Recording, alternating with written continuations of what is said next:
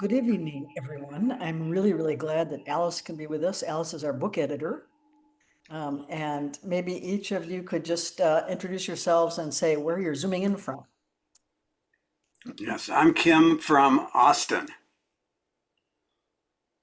I'm Ed from Kauai. I'm Melissa from Burnet, Texas. And I'm Alice from Austin. And Donna? Do we have Donna? She's muted anyway. Okay.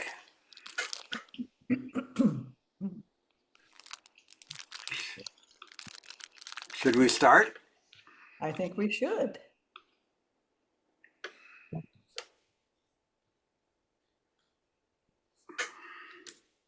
So Alice, we read one paragraph at a time out loud, and we stop if anybody has any questions. Great.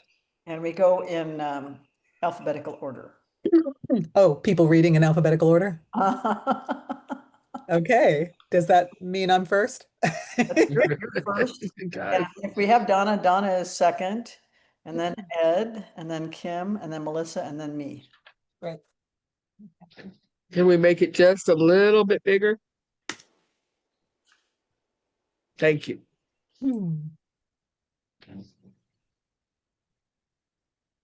All right.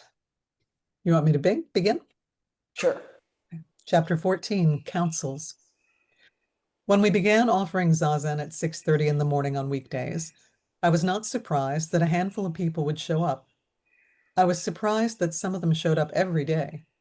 They were so dedicated that we began offering one-day sittings from time to time, then eventually 3-day intensives, our form of a session in traditional Zen, over a weekend. This all started even before we had become Appamada. The 2009 intensive about our new name was our first residential 7-day intensive, though. Flint and I also offered classes in the fall and in the spring. I do have a comment, and that is when people hear the word intensive, it's new to Zen, and I'm wondering if somewhere you're going to explain why you're using that word. Well, I say in the parentheses, our form of a session in traditional Zen.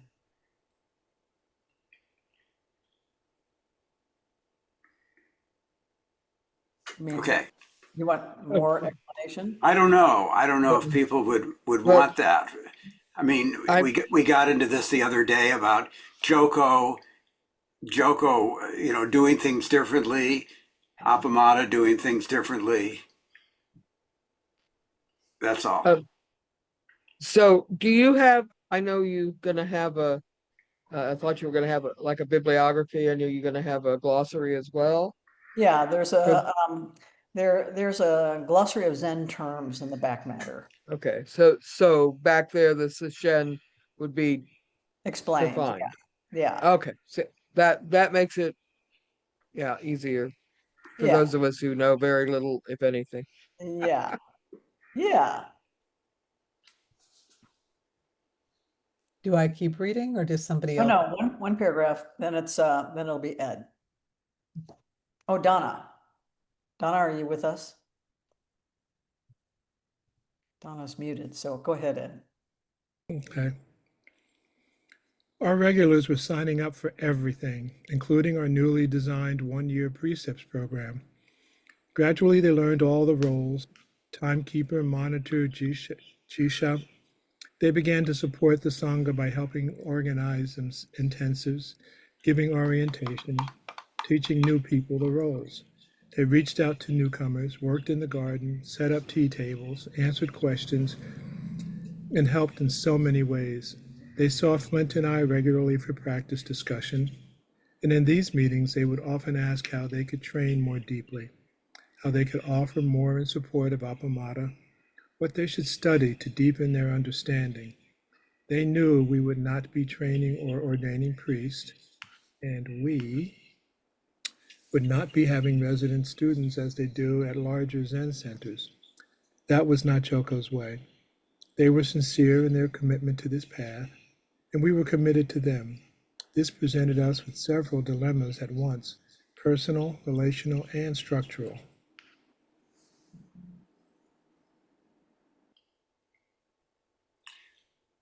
On the personal level, how could we foster each student's aspiration for more training and deeper practice?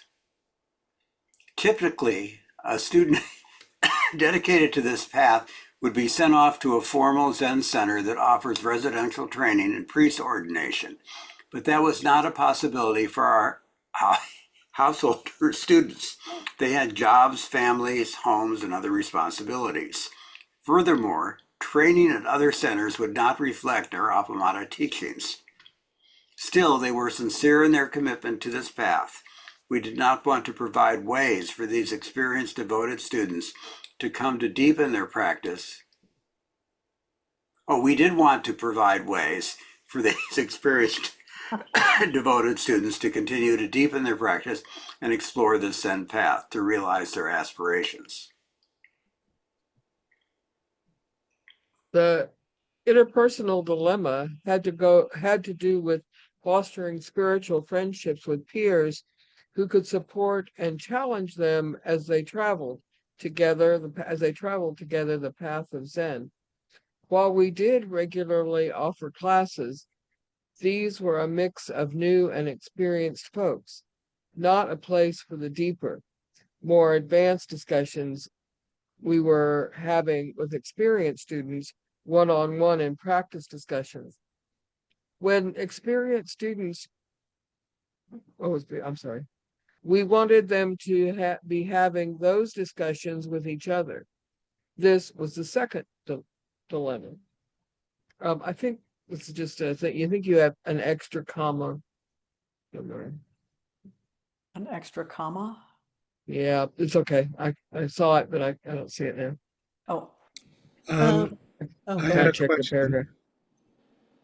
question? Just the line, friendships with peers who could support and challenge them as they traveled, comma, together, comma, the path of Zen. Should there be a There it is. comma after travel? Yes. Okay. Okay, that's what it, thank you. That's what I was looking at, Ed. Same thing. As they traveled together, the path of Zen. So that's why it's set off with commas. Okay. It just stumbled me when I first saw it. Yeah. Yeah. Yeah. Yeah, no, it's good to hear it. I had a question about the next sentence, Peg, if that's okay. Yeah. Yeah. While we did regularly offer classes, these, meaning the people, right, were a mix of new and experienced folks, not a place. I felt like, yeah, that didn't quite ring for me. Okay, so these, I would say these included a mix of new and experienced folks, and were not. Yeah. Or this group was a mix of new and experienced folks. So not appropriate for or ideal for or No, they weren't the spaces for that. what about spaces? Yeah, I'm going to put spaces in instead. So it will say, while we did regularly offer classes, these included a mix of new and experienced folks. The classes, that's what's being referred to. Okay, yeah. Okay. That makes And we're not spaces for the deeper, more advanced discussions. great. The spaces or places is fine now that I know it's the classes that, that it's supposed to Yeah. Yeah, got it. Yeah. Right. May I suggest something? Sure. While we did regularly offer classes for a mix of new and experienced folks,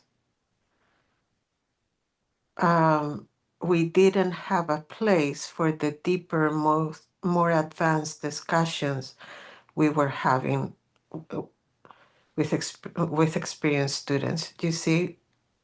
Let me think about that. Let's I'll Yeah. make a note about that and let me think about that. Yeah. about that sentence.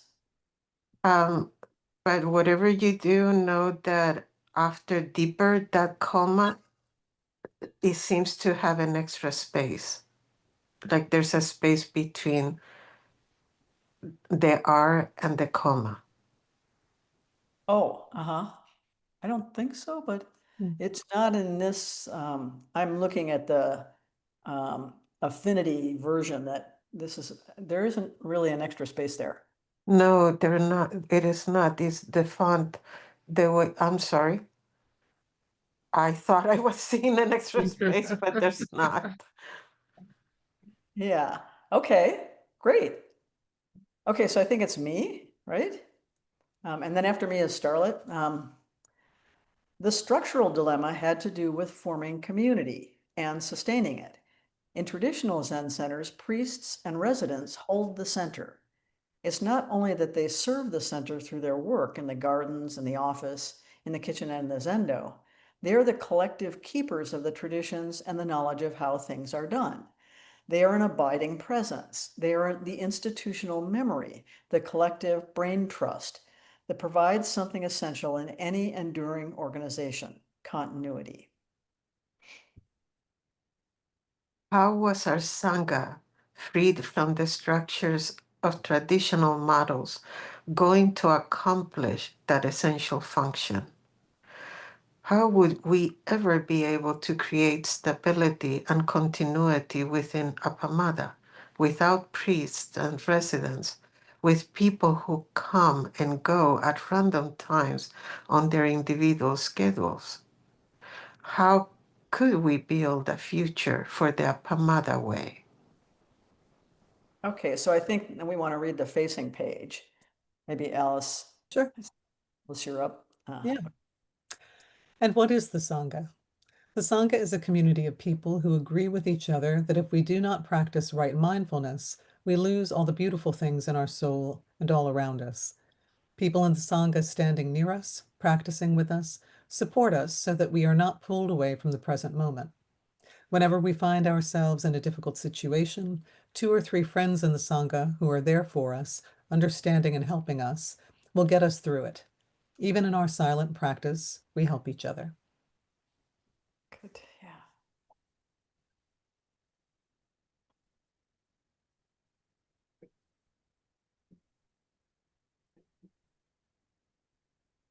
All right. There we go. Many sanghas rely on volunteer help.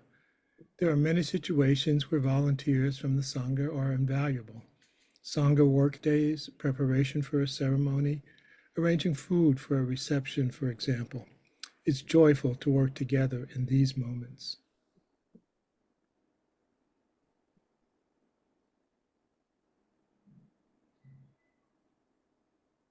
However, some situations require ongoing responsibility and regular care, cleaning, lawn care, ordering supplies, managing the calendar, and so on.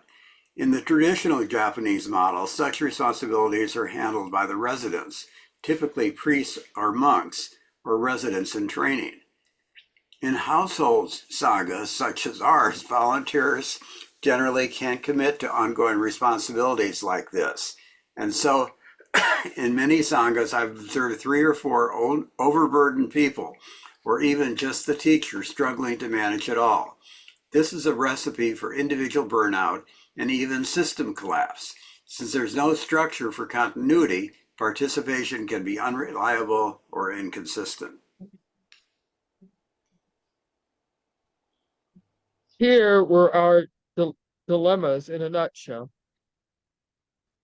Dilemma 1. What can we do with experienced, devoted students who want more in-depth training? Dilemma 2. As the Sangha grows, how do we teachers stay informed about its well-being? Dilemma 3.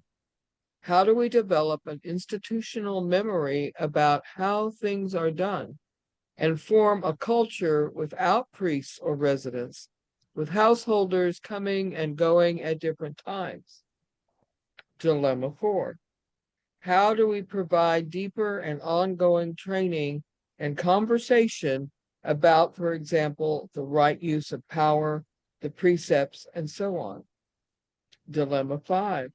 How do we foster the deep, enduring bonds of spiritual friendship? And Dilemma 6. How do we take good care of the Sangha and its facilities?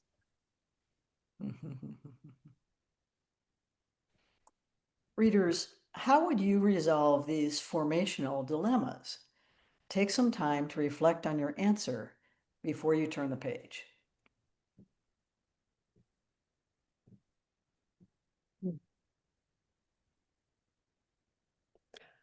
The resolution came to me unexpectedly in Zazen.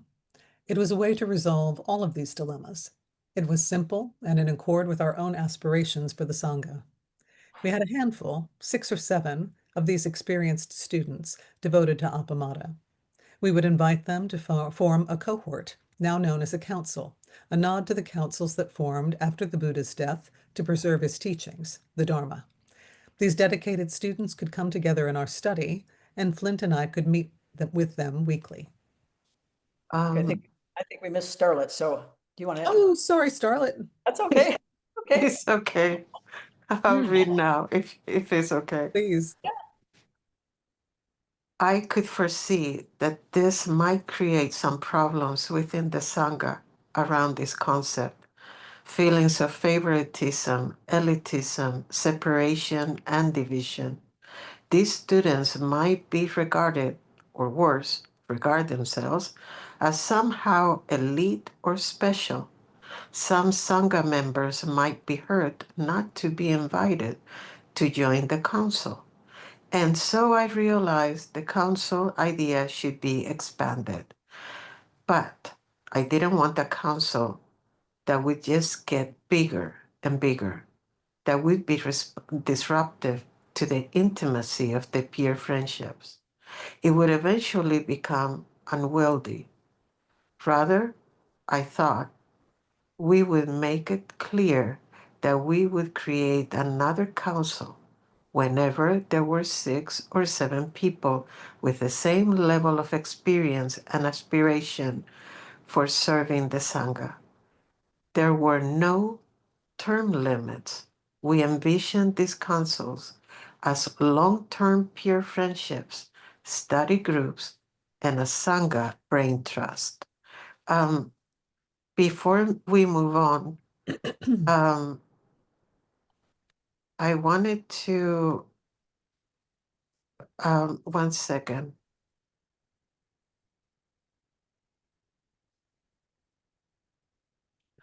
Okay, so rather, I thought we would make it clear that we would create another council. There's you're going from I to we. That's right. I was the one thinking, but we would be the one doing that. I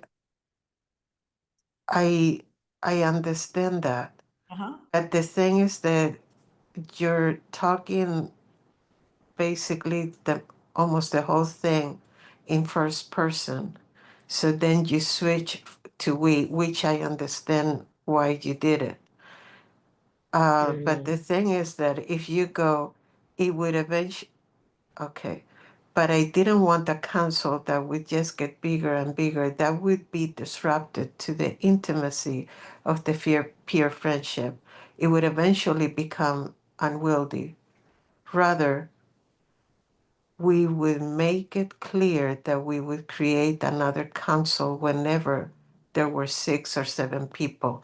It's just that in the same sentence, to have I and we is what, for me. That's exactly what we're doing. So these are the thoughts I had about how a councils and the concept of councils might help us. We would make it clear.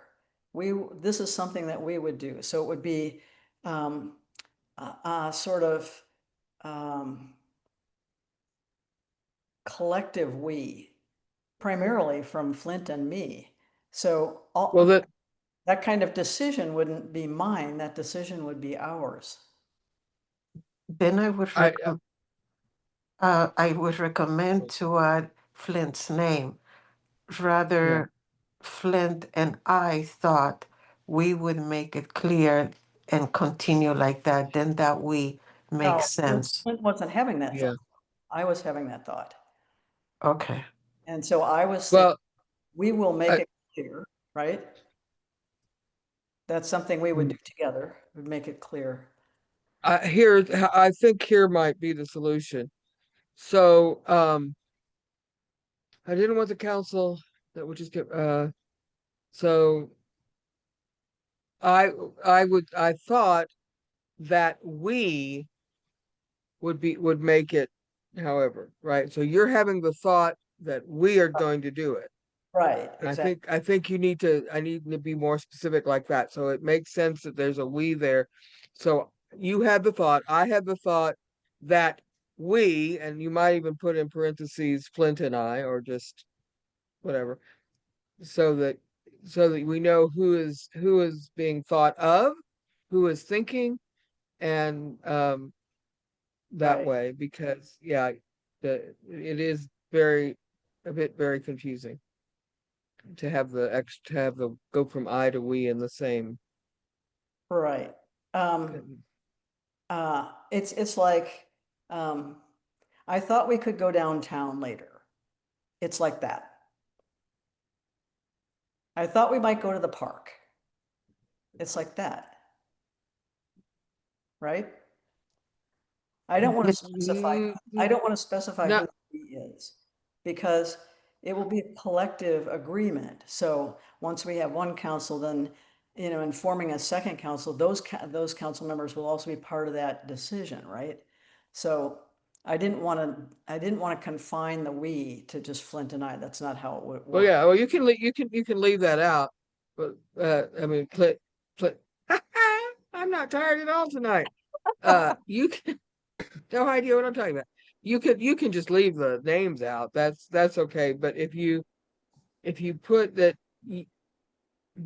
I can't see the sentence now. I've lost it. Could somebody Rather, point it out? we would make it clear that Okay, we would create I another. thought we would make it clear. Yeah.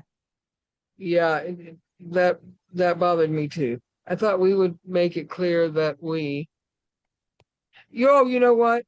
I thought we would make it clear that another council would be created whenever were 6 or more people. You don't need it's the second we that's throwing it off. I'm just I going to, thought I'm going to we highlight would make this. it, Yeah, I'll highlight this and and then just have a peek I at it. don't want to get bogged down with this. Mhm. Sorry. Yeah, No. You have to know that That's you have me here, you have Charlotte here, and every that who do editing all the time. So Yeah. we'll do tell us to stop because we just get bogged down. It's like, wait a minute. But Peg, I do want to just say this. Yeah, yeah. When the example that you gave, you make complete sense Uh-huh. if it was a dialogue, but this is not. If that was in quotations from I thought, like you would write it in dialogue, I wouldn't be saying anything. But it is not a dialogue. So it has to be written in a way that Okay. it would not create confusion. Okay. Right. Peg, I think there's an extra period at the end of the sentence. Yeah, I saw that. Okay. Oh, and then I have one other thing to ask, and this is an asking because Uh-huh. I get it confused. Okay, so you say, you have it done several times, but the easiest one for me to see is peer groups, study groups, and Sangha brain trust.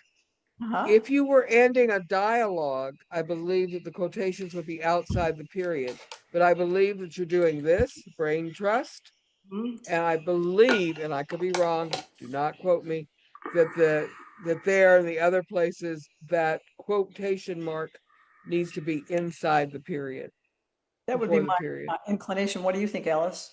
I think, well, it depends on the style guide, right?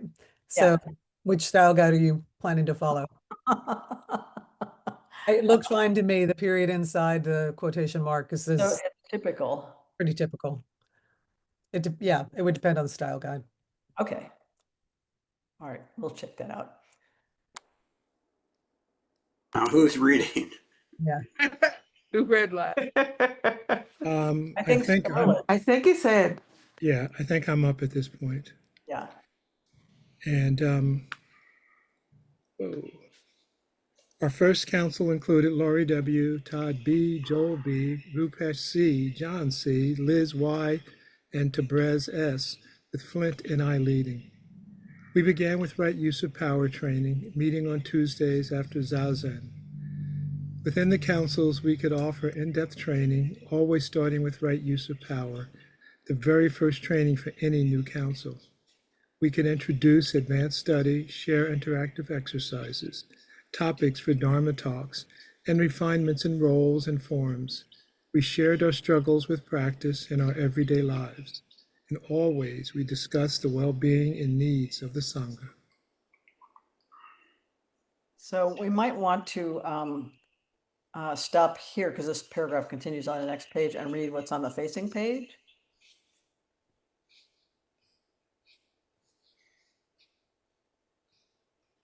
That was Ed, so. Councils in Buddhist tradition. The original Buddhist councils played a crucial role in 1. Preserving the original teachings of the Buddha, Dhamma, and the rules of monastic discipline, Vinaya. Establish unity and harmony among the early Buddhist monastic community. Codifying scriptures, resolving disputes, and maintaining doctrinal purity, standardizing Buddhist scriptures, and addressing doctrinal disputes. Melissa. First Buddhist Council. The first council is said to have been held at Rojagar, modern Rajir Bahar state in India, during the first rainy season following the Buddha's death. According to the tradition, compilations were made of the Buddha's rules of Vinaya, monastic discipline, under the direction of the elder Upali, and of the sutras, instructive aphorisms, under the direction of the disciple Ananda. An assembly of 500 monks then recited the approved texts. When modern scholars question whether this council, some modern scholars question whether this council actually occurred.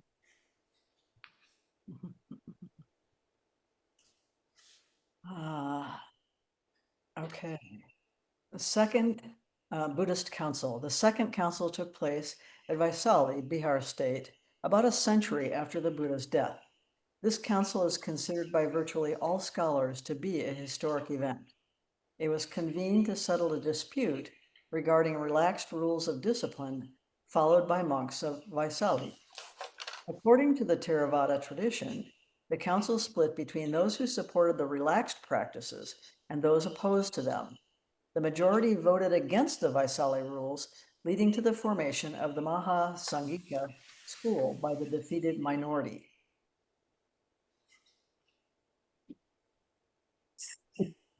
Third Buddhist Council.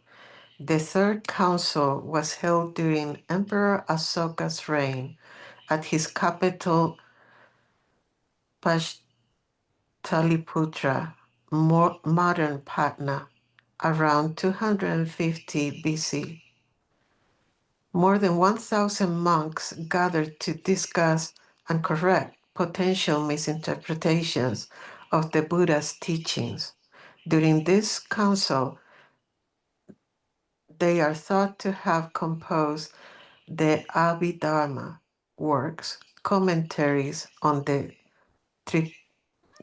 Tripitaka.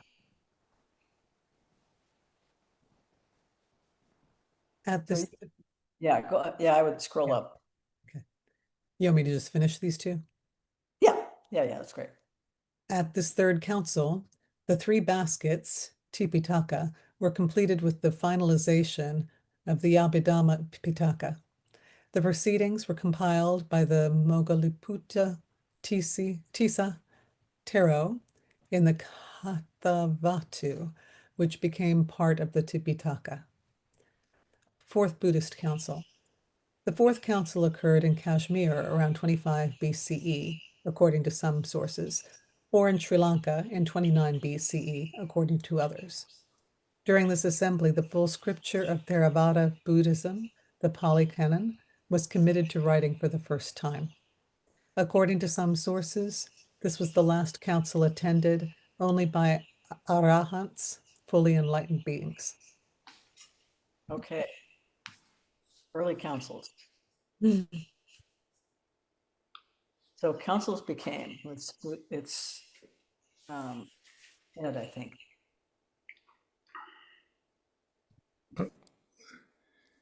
Councils became like our Sanghas priest, our residents, our brain and heart trust.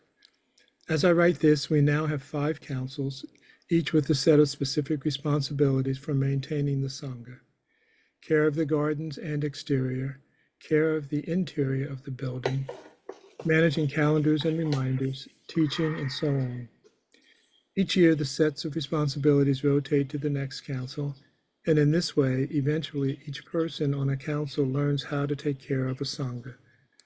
There are 2 councils that have permanent responsibilities: our Dharma Teachers Council, Council 1, and the Online Council 5. Their unique situation of remotely managing and informing us about our online presence and Zoom offerings means that this council's responsibilities can't rotate. In many organizations, these kinds of responsibilities reside in committees, some permanent, some temporary.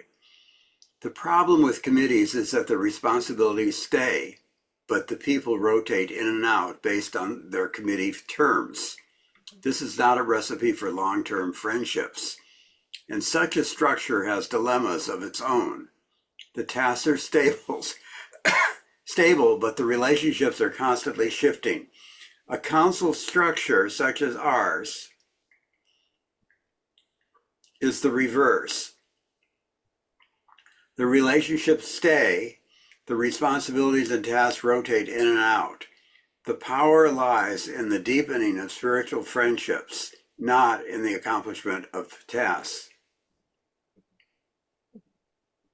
However, even so, there is a great deal to be said for this distributed responsibility for accomplishing tasks, rather than assigning tasks to a person or seeking a volunteer every time.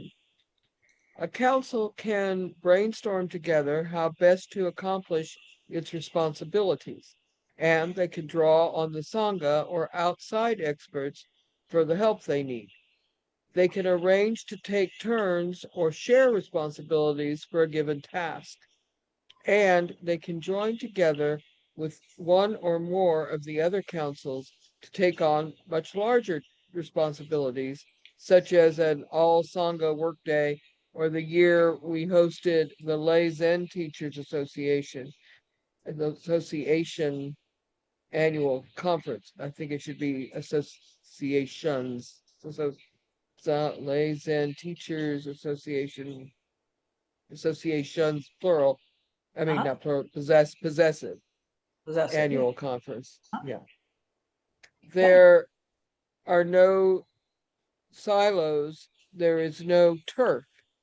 Each council creates, revises, and updates documentation about their responsibilities, which can then be passed on to the next council that assumes them. Institutional memory evolves this way.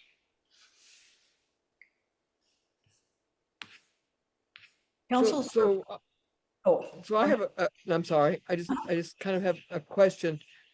So, so you have the councils, and then the people within the councils rotate to the other councils? Now, the sets of responsibilities rotate the other council. So a council that maybe this year is in charge of the exterior gardens and the exterior, next year, their responsibilities might be the calendar and the events. So the responsibility, Oh, but the people stay. that's fascinating. I like that Yeah. idea, having run many organizations myself. I, Yeah, no, I mean, that's somewhat I, brilliant. I concur. I think it's a brilliant idea. So is it? Councils serve an important advisory role, providing valuable perspectives and recommendations for Dharma teachers and the board. Because they are also represented on the board, as explained in the next chapter, and constitute 1/3 of the board, council members participate in the decisions and discussions that shape the Sangha's administration. Um, I just want to say that however you decide to say something, just consistency is the most important thing. So you have here Dharma spelled Dharma, Uh-huh. but on the grade page, on the other page, you had it with two M's and no R.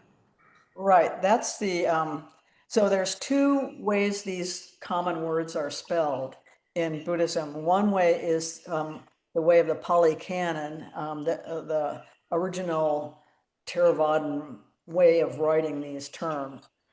And this is the form that we use. So what I quoted there was from the perspective of the original teachings of the Buddha. Mhm. And those spellings, Dhamma and so forth, are spelled differently than they're spelled for us. Okay, so I don't remember right now, but that quote, did it have quotes? Because I don't remember if it did. You mean, did Dhamma have quotes? The paragraph that you were quoting.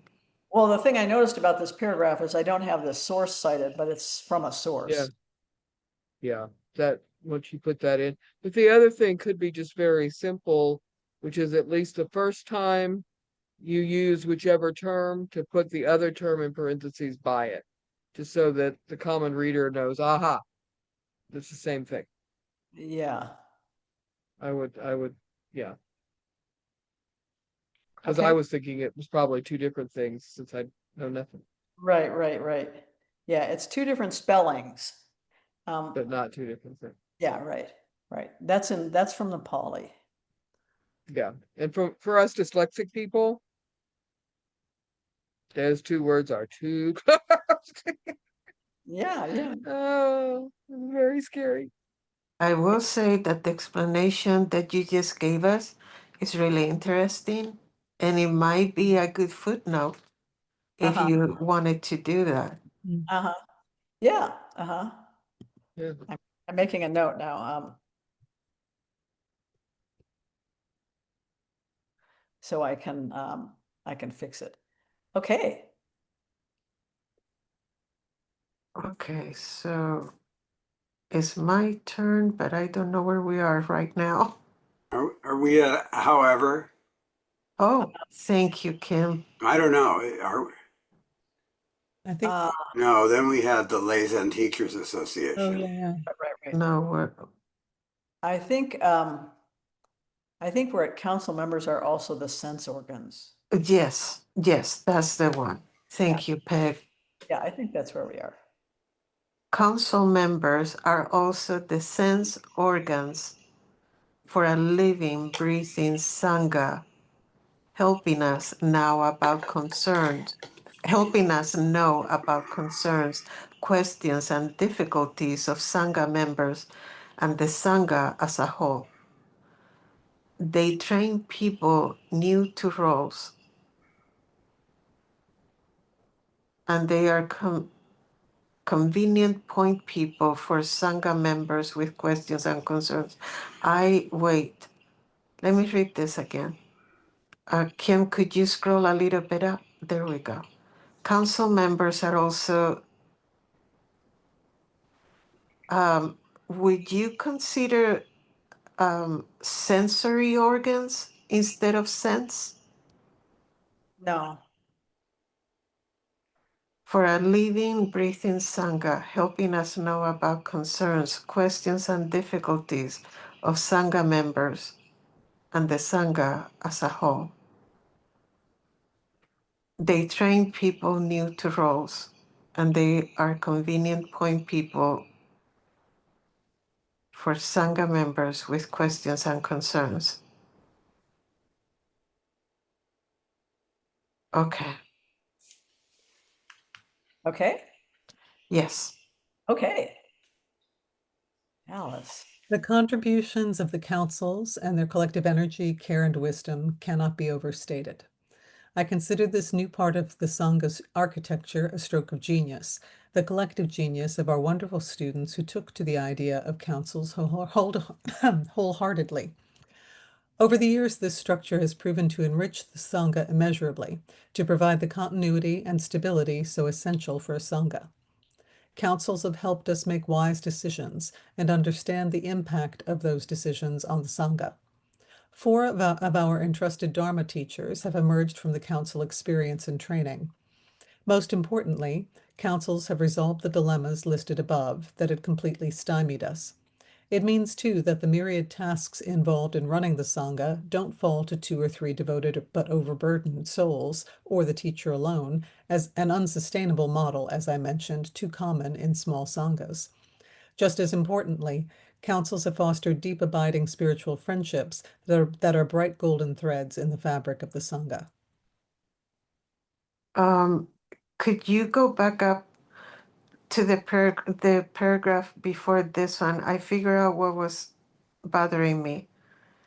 You start with council members, and from there you end up talking about the Sangha members. So then when you get to the next sentence, you start with they. It is confusing because it could be related to the Sangha members because that's what's closest to I'm the not, word they when it is really the council members. I would really recommend to write that as council members instead of as they. um, Just for I clarity. don't think we need to do that, actually.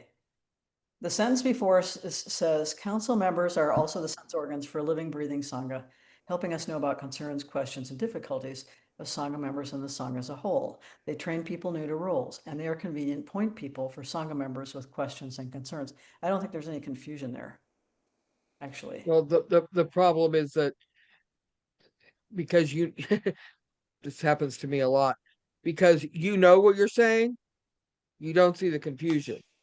But we don't know what you're saying, and that's why I think there is confusion, and it's readily fixed by just putting who it is right there. And so everybody knows. You know what I'm saying? Uh-huh. That I mean that's just my thought. Right, It doesn't hurt to repeat who you're talking about. Nobody's gonna get confused if you repeat who you're talking about, or right, but those who are likely to get confused, um, right. it's clarified, right? Okay.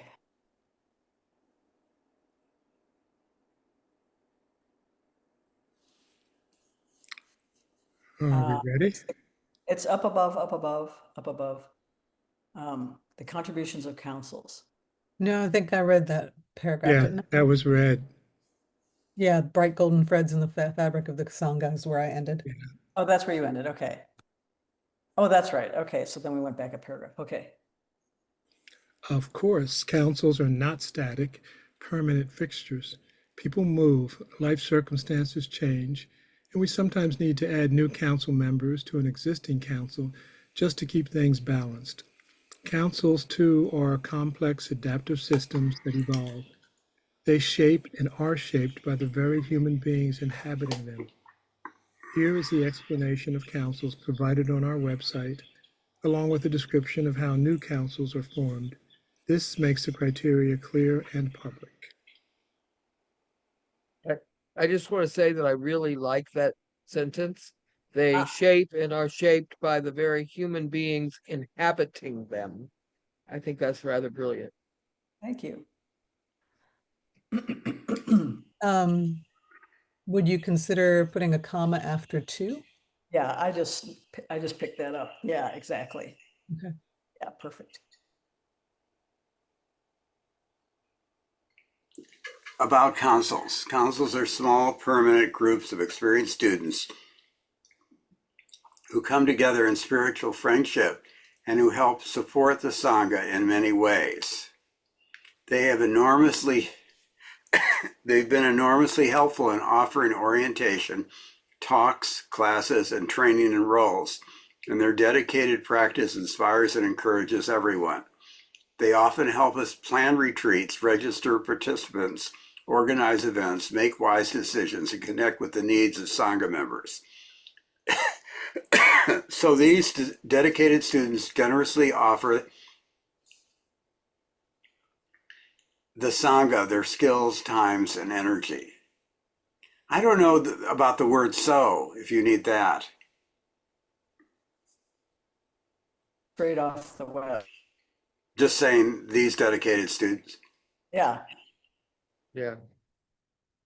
yeah. I can take it off the web and take it off of here.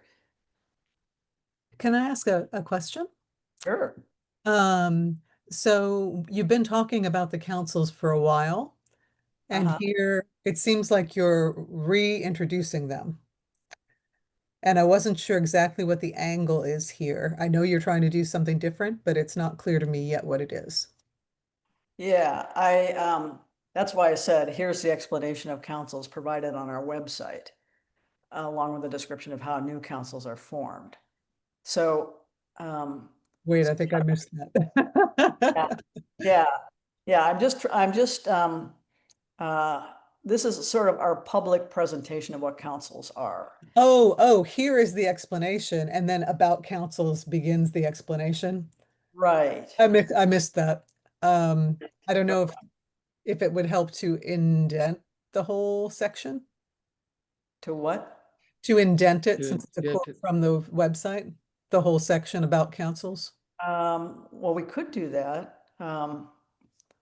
And also to put it in quotations. It's long. I'm not going to put it in quotations. I'm not But going to. it would help visually, I think, if you did indent it, then we know it's from somewhere else. And then my question to you is, you've given an absolutely marvelous description of how the councils were formed, what they do, and all that kind of thing. I'm just wondering, and we'll find out as we read it, of course, if you need to repeat what's on the website, you could, if not, you could just say there's more information, or direct to the website rather than putting it all back in again. I don't Right. know. We'll know more after we read it, but Yes, see what you think. Yeah, okay. Hold on a second. Just trying to get the text ruler here. See if I can. Okay. View. Ruler. Okay, so. All right, don't be like this.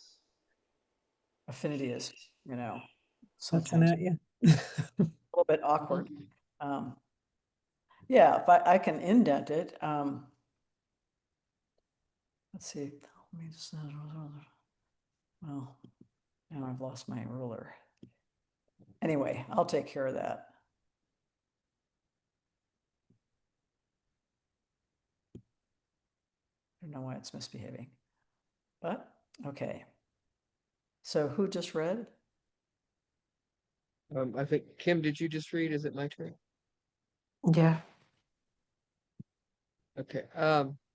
About councils. Councils are small permanent No, groups that's no.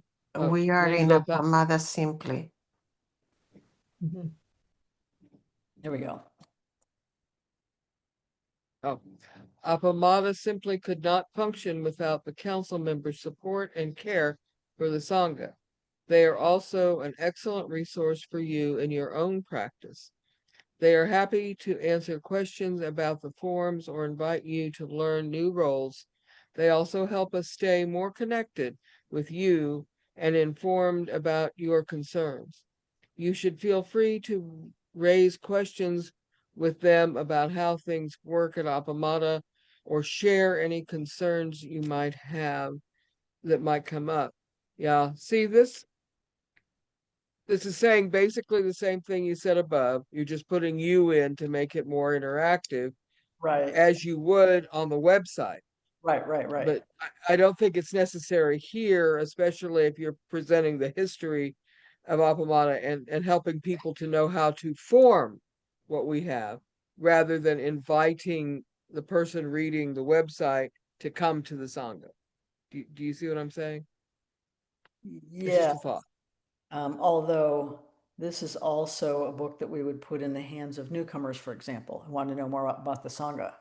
So, Right. So then you might want to put an explanatory, yeah, there's an explanatory, I found the word, an explanatory paragraph inviting people, because I think you may lose more readers than you gain people coming if you uh-huh, repeat. If you repeat, okay, I yeah, mean, it's just a thought. I don't. yeah.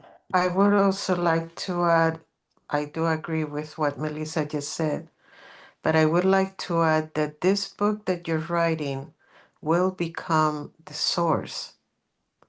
The more information that can be found, the most information that can be found will be from your book. Your book is going to become the basis. So the website, the people who come to the website, then they will come to your book for more information. Putting here what is on on the website, it doesn't make sense. Could, Here's why it makes sense to me. Websites change. right. And and and that's just a fact of websites. They change, and the wording changes, and people change. They may decide they don't want this page at all. They may decide that they can put a single paragraph in describing councils. So I want something that's a more secure source of Yeah. what our Then intent. But if, then it might work better to put it with your back at the back with your uh glossary and your bibliography and all of that as a document, as just as a this is a document that we formed like also. an So then appendix, you yeah. So then you get the best of both worlds, right? You preserve this obviously beautifully written website part, and you don't repeat, right? Mhm. So you have it both ways. And I think you're right. I understand what you're saying about websites. Somebody could come along 10 years from now and go, why do we still have that? You Yeah, know, come on. everybody. But if you have it in the book, then it's there forever. Well, and it's the rationale is there. So Yeah, there might be a brief description of councils, but no rationale for it, so that's part of what sure. I'm concerned about. Yeah. But I And that's what definitely I'm think thinking. this part, the part that follows, we don't have to read this part because is repetitious, but I think the last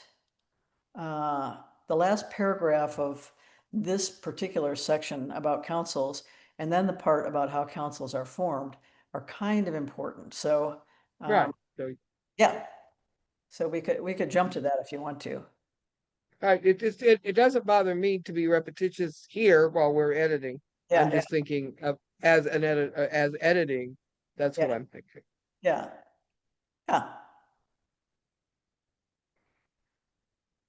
I yeah. We have, would like to yeah, suggest go ahead. that another place that you can put it is on the gray side of it.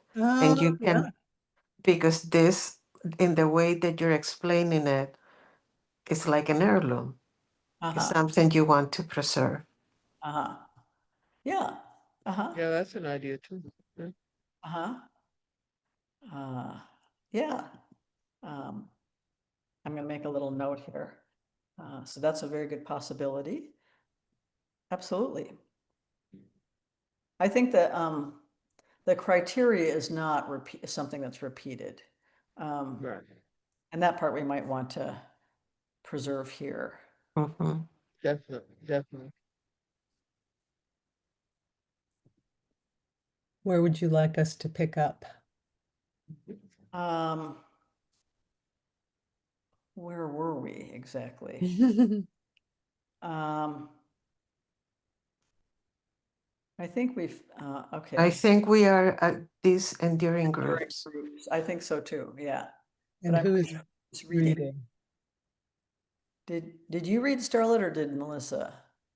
Melissa, it's Okay. your turn. Okay, it's my turn then. These enduring groups have proven to be a valuable way to help experienced students deepen their practice and express their bodhisattva vow, to share their support and training together, and to learn and grow through our work with them. We do not have monastic or resident training at Appamada. Our practice is designed for people who are very much engaged with the world of work, family, and everyday responsibilities. But we do want to offer opportunities for those who have an aspiration to train more deeply, to serve the Sangha, and to learn together. We do not want to recreate a formal hierarchical institution following the traditional Zen models, but we do need some structure to support both the Sangha and this deep aspiration as Sangha members develop on their path.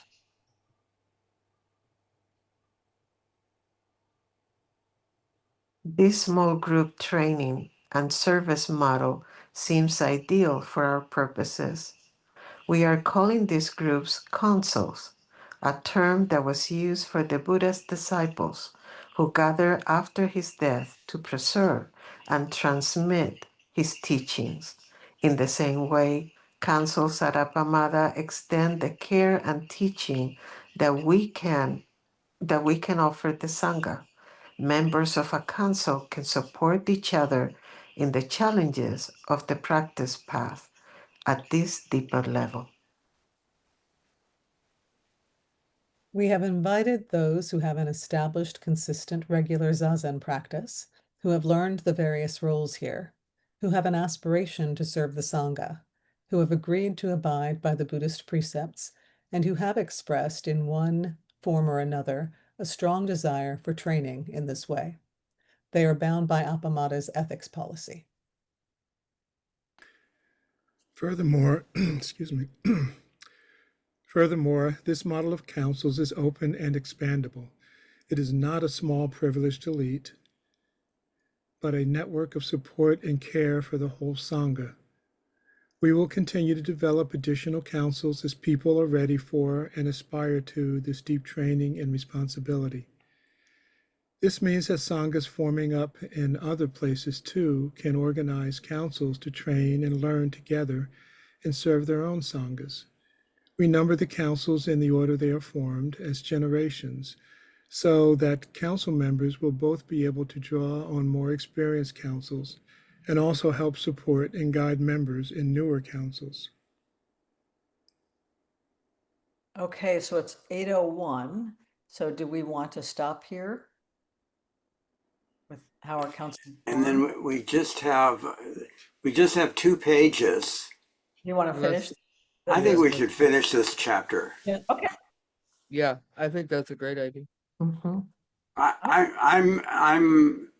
I'm wondering too about having the website information because it's so repetitive of the other part. Right, right. Yeah, we'll figure out what to do about that. Okay.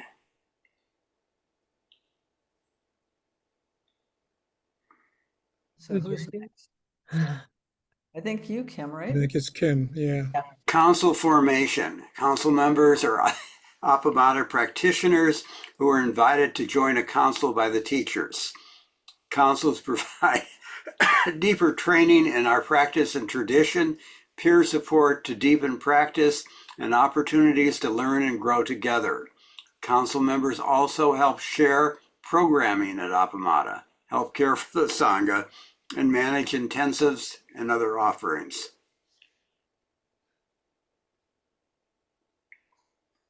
We can't expect everyone to assume responsibility for others until they are responsible for themselves. Well, I like that. It begins with maintaining a daily sitting practice, and making their home in the precepts. It includes a willingness to face their own reactivity and conditioning with curiosity and friendliness. It also includes a capacity for listening to others and for taking instruction and correction as support on their path. It takes a wholehearted commitment to learn and grow in this Buddha way. Councils are formed whenever there are at least 5 Sangha members who meet certain criteria. Each one has established a consistent daily sitting practice. 2, has accurately and completely learned all key roles, monitor, timekeeper, jisha, chiden. 3, is actively and regularly working with a teacher. 4, is a consistent participant in regular Appamada activities. 5, has completed the precepts program or individual precept study with a teacher and taken the precept ceremony. 6, has participated in at least 4 intensives. 7, has moved beyond solely self-centered practice toward support and care for the community. 8, has requested or is interested in further training at Appamada. 9, is psychologically and emotionally stable and mature. 10, is agreed upon by previous councils and approved by former head students and teachers. 11, is able to commit to a 1-hour weekly meeting with occasional unavoidable misses. Note, we endeavor to balance as much as possible men and women on any council.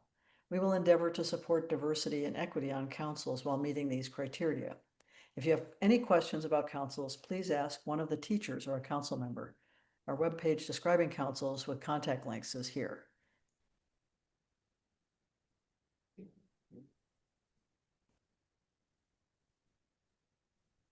So where did the quote of the website end? At the end of the chapter. The very end, and then the link is to something other than what's being quoted. No, the link is to this, so people can go to the web and find it.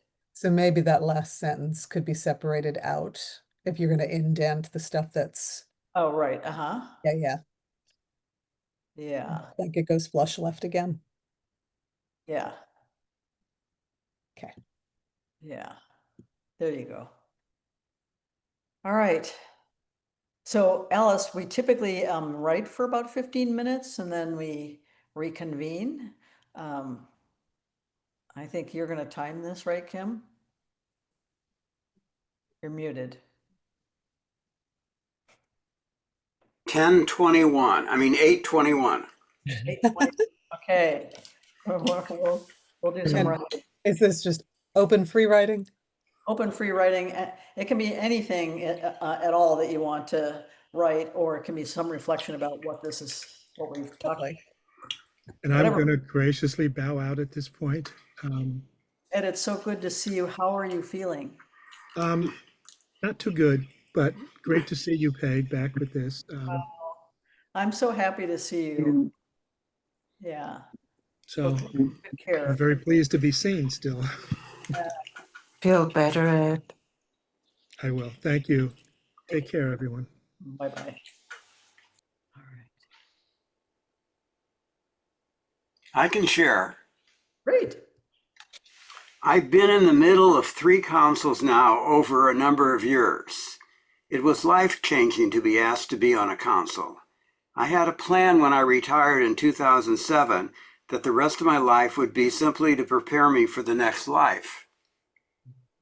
When asked to be on a council, I saw that it's not over yet, suggesting there was still stuff I could do in this life. I had both great and trying experiences on the councils. The great ones came from the spiritual friendships. The trying ones came from frictions that weren't able to be resolved. Looking back, I see that the anguish I created was my doing and was extra to the situations at hand. I have some gratitude to that teaching. I like that. Yeah. Kim?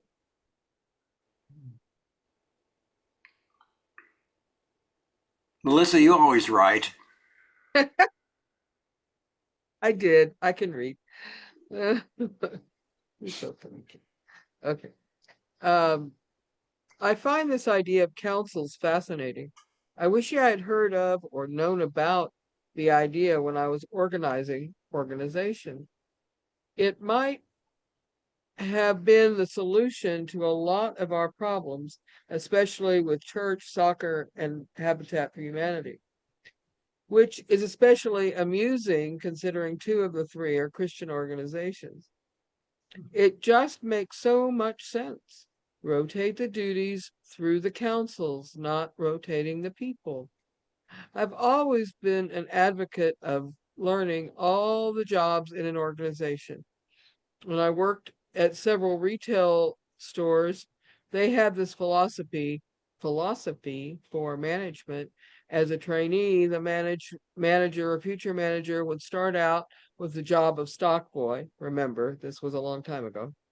Then stocker, then floor, then cashier, and finally assistant manager. The people I saw come up through the ranks this way were more compassionate, knowledgeable, loyal to the business, more willing to train others, more understanding of new people, especially when they made mistakes, and more appreciative of all the employees.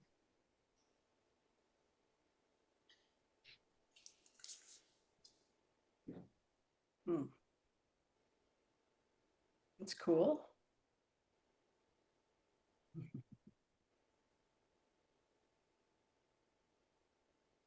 Oh, I can read what I wrote. Okay, it's always hair-raising to show your work in progress. You feel vulnerable like a hairless baby rabbit. Readers are very kind to make this effort, and I am so grateful for their attention and support. Every writer, I think, is anxious about the true worth of their efforts and the reflection they get from readers.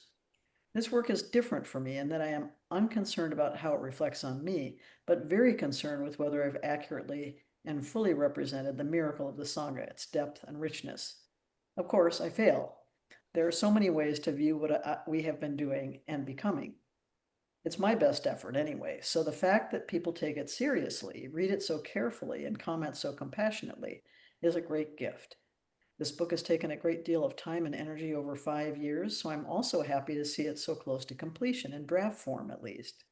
There's plenty of work ahead, but it's work of a different order. So far, it's been intuitive in its unfolding. Now it needs to be shaped and polished. Thank you.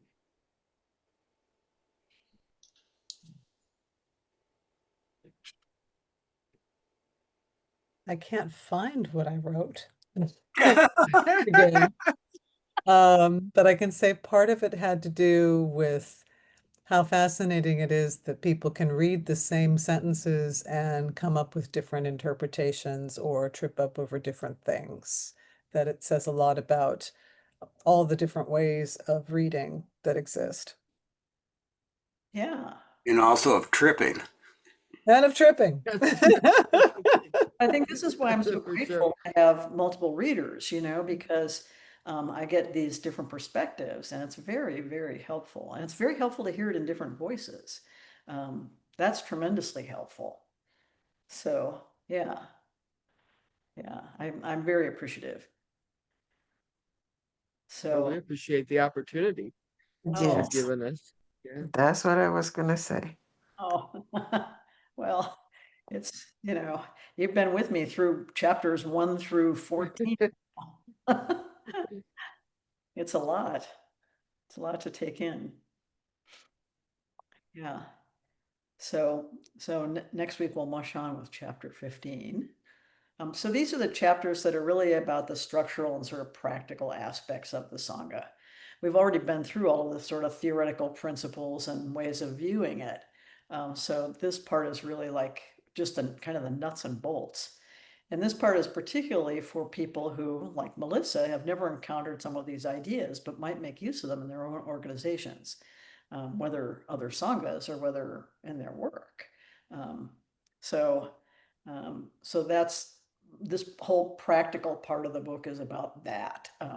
So we talk about the architecture, we talk about viewing it as a system, we talk about viewing it ecologically, but what does that actually mean?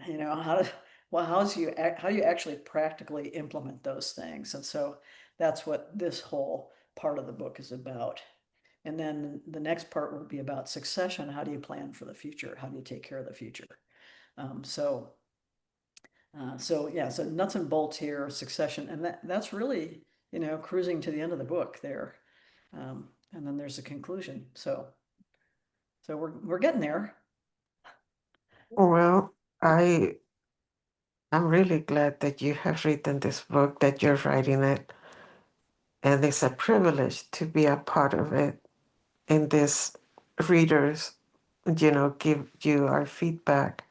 But I really find it fascinating how it came to be, and each aspect of it, and how it can be applied to different organizations. And I may be using it for mine too. So Maybe it'll have some use, you know. Yeah, yeah. I I You, think that it does, without a doubt. yeah. You guys don't know, but Kim knows that I presented page spreads from this book at the annual conference of the American Zen Teachers Association. Oh, lovely. Oh, Nice. So I showed like 8 or 10 spreads, and I did it, only partly to show off our book, but mostly to encourage them to do something similar with their sanghas, so that they capture the history and the events and activities.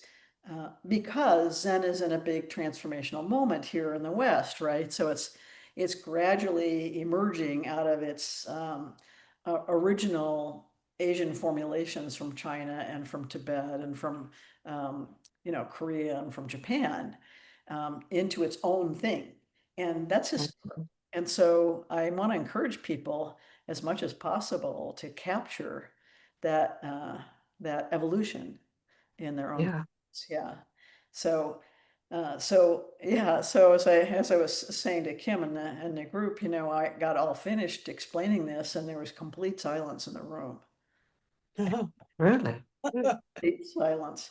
And I thought, oh, this could be really bad. Like, they may think this is a really bad idea, you know? And we had a break right after that, and everybody came up to me individually and said, I want a copy of the book. I want a copy of the book for Oh, great. copy of the book. Oh, So I felt a little bit, I felt a little bit better about it. They had not thought of it. And No, they were in shock. They were like, "Oh, it's something brand new that they were exposed to." And sometimes that's the reaction you get when it's something like that. They don't know how to react because they need to process it. So, yeah, that's yeah. very good. That is very fantastic. exciting. Yeah. Yeah. Well, I was really curious to see. I mean, I have you wonderful readers, but I don't know what other Zen teachers think. Like they might think But it's yeah. Right. really presumptuous to be. She doesn't even do Zen the way we do Zen. So, like I had no idea how they were going to receive it, but I was really happy that they seemed quite inspired by it. So I hope they do something. I said, just start now. I said the best time to start would have been 5 years ago, but the second best time to start is right now. So just start dumping things into folders that are, capturing aspects of it. Hmm. Yeah. Mhm. Have, I will, go ahead. no, go ahead, go ahead. I was gonna say, have Sangha members interview each other, and you get their stories that way. Oh, yeah. Yeah. Hmm. Need to I do. would like to share what I thought. I didn't write it down. I tried to write it down, but it didn't come out right. So I'm just going to say it with my words. Uh-huh. So, Yeah. from the reading today, what I learned was when we're doing meditation, what we're trying to achieve is to be the universe, basically. And so, not see the separation between our inner selves from what is made of matter, because it's all this one and the same. So you end up with nothingness. And I may be completely saying this wrong. That's just where I am at and how I understand it. So I apologize for whatever I may be completely wrong. But in what you wrote today, what I saw was the necessity of the two and how they need one another, meaning Mhm. the Sangha is made of individual people, but the Sangha needs to be taken care of. Mhm. The building, the lawn, the cleaning, the everything that needs to be done. And that has to do with the reality of this world made of matter. And it was very insightful that the people that did the most to take care of the Sangha were those that were spiritually trying to deepen their practice the most Yeah. and their learning.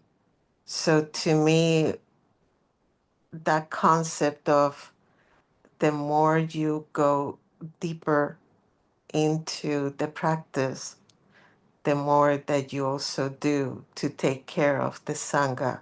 So it's like the more you go into your own spiritual knowledge, the more you do to take care of the physical self of the Sangha. Right, because it just awakens that heartfelt aspiration that we call vow. Right? So to me, it was just, it's neither one or the other, it's both. That's right. Absolutely. Well, we're at the end of our time. I don't want to keep Alice too long, and thank you, Alice, for joining us. And please come any time you want to. It was really lovely to be here. It was very nice to take part in a session like this with all of y'all. Oh, I'm I've got to glad. go save my dog from herself. She's chewing at herself. I need to put a comb. No, Yeah, take care. Thank you so much. Thanks for. Thank you. thank Bye. you. Okay. Bye. Bye, everybody. Thank you so much. Bye. Bye. Appreciate you. It's been wonderful hearing you. We It's, look it's, much forward to chapter 15. yes, and it's wonderful to have you back. Oh, Yeah. I'm glad. All right. Take care. Have a great week. Bye. See you next Bye. You too.